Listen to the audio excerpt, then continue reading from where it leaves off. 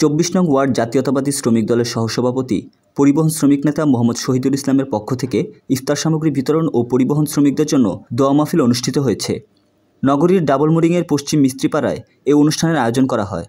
এতে উপস্থিত ছিলেন সাবেক শ্রমিক নেতা ও মহানগর যুব সংগঠক মোহাম্মদ হান্নান, ডাবলমুরিং থানা যুবদল সংগঠক মোহাম্মদ ইব্রাহিম ইমন।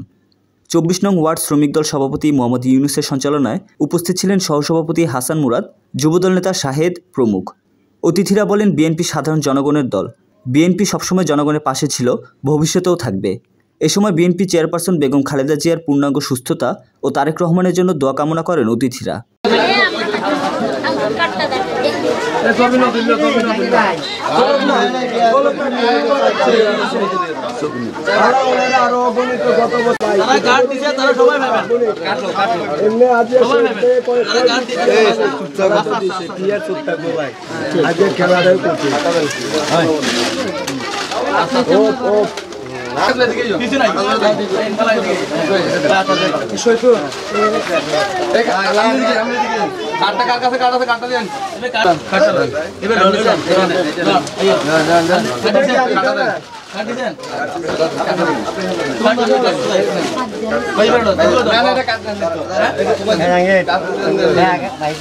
কাটা